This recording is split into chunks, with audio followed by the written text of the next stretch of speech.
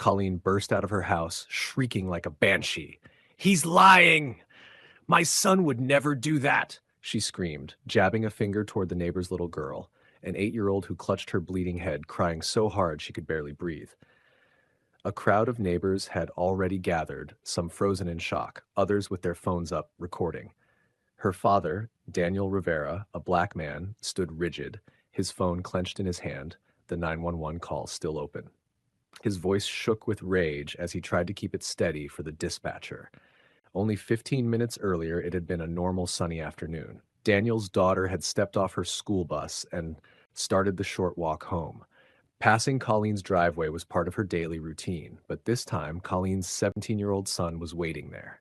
Taller, heavier, nearly twice her size, he held a baseball bat loosely in his grip, and in one sudden, twisted motion, he swung, not at a ball, but straight at the side of her head. The impact dropped her instantly. Blood streaked across her pink backpack, a sight burned forever into Daniel's memory. Have you ever witnessed something so brutal, so unexpected, that it changed how you looked at the world in an instant? What would you do if it was your child lying there, blood running down their face, while the neighbor tried to twist the story? Before we go further, what country or city are you watching from? Drop it in the comments. We love seeing where our viewers are tuning in. And if you believe no parent should ever have to watch their child bleed because of someone else's cruelty, hit that like button and subscribe to Story Arc, because standing up against violence and lies is how real justice begins. Colleen appeared after the scream echoed through the street, but instead of rushing to help, instead of calling for an ambulance, she showed no sign of alarm. She simply pulled her son back as though he were an innocent child and insisted the girl had tripped. "My son isn't violent," she declared flatly. Daniel's composure shattered. He jabbed a finger toward the lamppost at the edge of the block. "There's a security camera right there," he told her, voice tight. "This whole street is on record. You'd better hope the police arrive before I do something I regret." Colleen smirked. "You think the cops care about some black kid with ketchup on her face? Get off my property." Daniel looked down at his daughter, still sobbing, her breath sharp and shallow. Something inside him shifted, not wild anger, but a chilling clarity.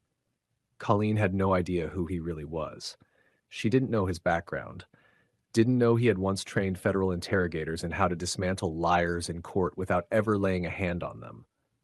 He straightened, locked eyes with her, and spoke with cold precision. "Colleen, you just declared war on the wrong family." For the briefest moment, her smug smile faltered. Colleen still carried herself like the street was her kingdom, as if she were untouchable. She didn't realize her crown was nothing more than paper. Sirens cut through the tense silence before the flashing lights even appeared. 2 police cruisers swung into view, stopping hard at the curb. Daniel waved them over, still kneeling beside his daughter. The female officer stepped out quickly and hurried toward the girl. Daniel kept his voice steady, though it took every ounce of control.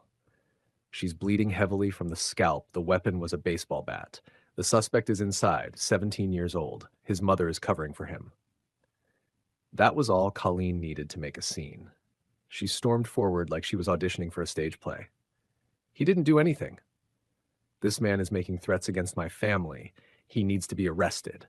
The male officer turned on her sharply. "Ma'am, we haven't even started the investigation." Well, start with me," Colleen snapped. "I'm the president of this HOA." And just like that, her first mistake slipped out. The officer raised an eyebrow.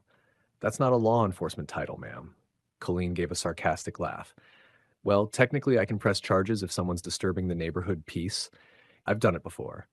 Daniel rose slowly, pulling a USB drive from his pocket. He placed it firmly into the female officer's hand. "Here's the footage. The streetlight camera caught everything.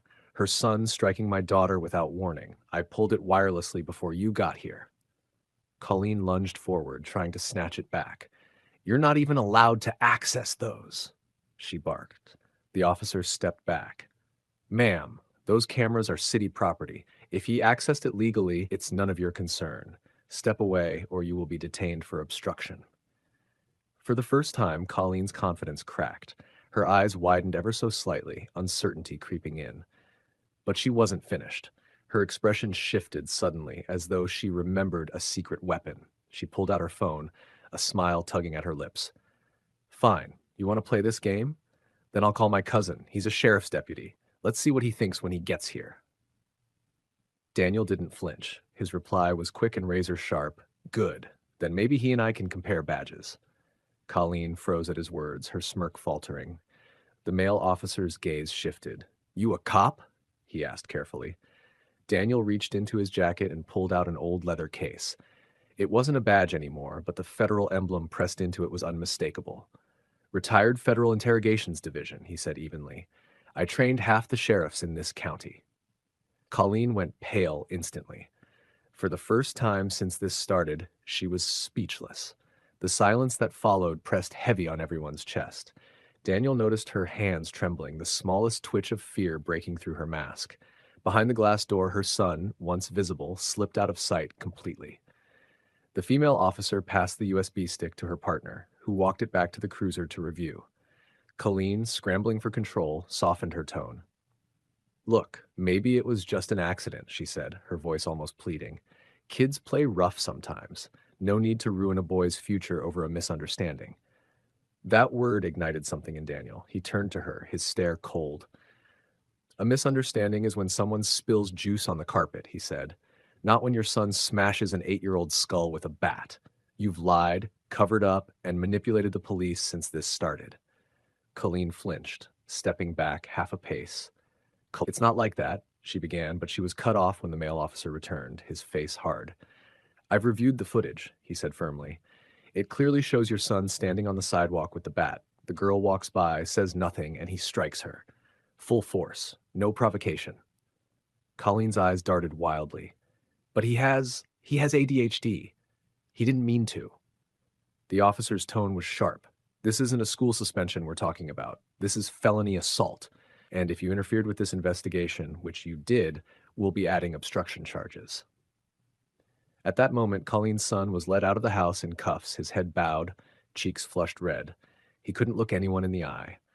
Colleen tried to push past the officers, but the female cop raised her hand like a stop sign. You interfere again, she said coldly, and you're going in too. Colleen's eyes darted around frantically, searching the crowd. Neighbors were still filming, every phone pointed at her, the weight of their judgment crushing down. Colleen's panic tipped into desperation. She threw her head back and screamed, voice raw and furious. This is racist. He's targeting us because we're white. The entire street went silent. Even the birds seemed to stop mid-song. Daniel rose slowly, each step toward her measured and deliberate. His voice was low, calm, and dangerous. Your son attacked my daughter, he said. She's 8, he's 17. And instead of calling an ambulance, you're standing here playing the race card? Colleen's face twitched, but before she could respond, Daniel leaned in just enough for her to hear his next words. You'd better pray she doesn't slip into a coma tonight, because if she does, you're not just going to jail. You're going viral first. Colleen's mouth opened, but no sound came out. Her lips trembled like a broken screen flickering. The neighbors, once whispering among themselves, now recorded openly. Some were already live streaming the entire scene. The spotlight was no longer one she could control. It burned straight through her. And then, the breaking point. From behind her, her son began to sob, loud, ragged cries that carried across the block. Mom, you said they wouldn't do anything. You said it was fine. The officers froze mid-step. Colleen spun on him, eyes wide. Shut up! Don't say another word! But the boy's guilt spilled out uncontrollably. You told me to swing the bat before she got to our driveway. You said she was just another noisy black kid. Stop talking! Colleen shrieked, lunging toward him. The male officer grabbed her mid-motion and slammed her against the patrol car. That's it. You're under arrest for obstruction, child endangerment, and interfering with a felony assault investigation. You can't arrest me, Colleen howled, thrashing against the metal. I run this neighborhood. The officer didn't even blink. Not anymore. He began reading her rights as she kicked and screamed. No one stepped in to help her. Not the neighbors. Not even her son, who was being loaded into the back of a cruiser, his face streaked with tears. Daniel sat in the back of the ambulance, his daughter's small hand clutched in his own. He fought hard to keep his composure, refusing to let her see him break.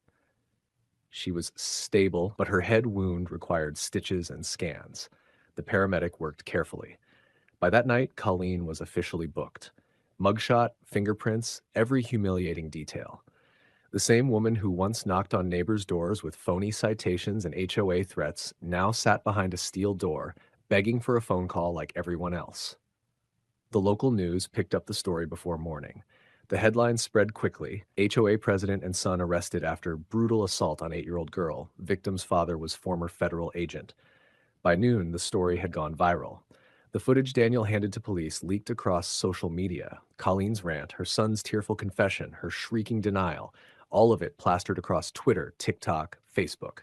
Meanwhile, Daniel's daughter recovered faster than doctors expected. She had a concussion and stitches, but her spirit remained unbroken. Bright, brave. Within a week, Colleen's world collapsed. A foreclosure notice was taped across her front door in bold print. Investigators uncovered what the viral footage had already suggested. She had been siphoning HOA funds for her own use.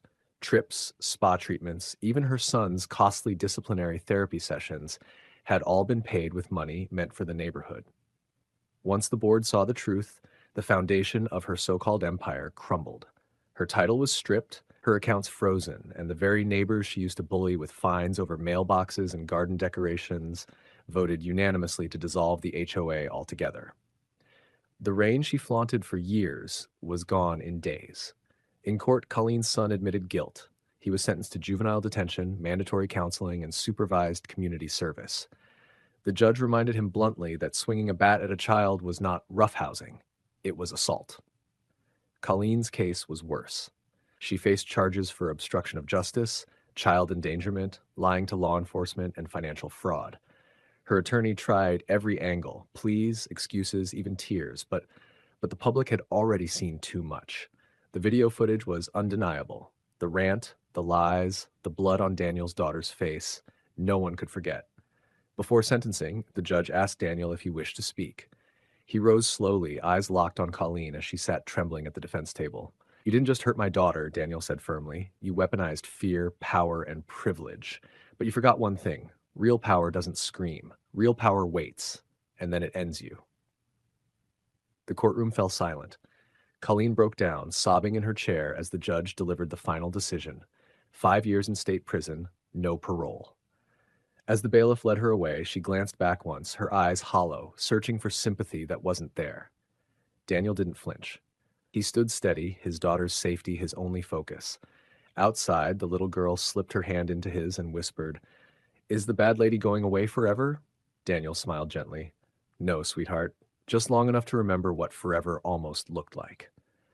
Together, they walked into the daylight, whole, free, and safe at last. And if you believe bullies who hide behind power should always face the truth in the end, hit that like button and subscribe to Story Arc. Because justice isn't just about the courtroom, it's about protecting families and exposing lies wherever they live.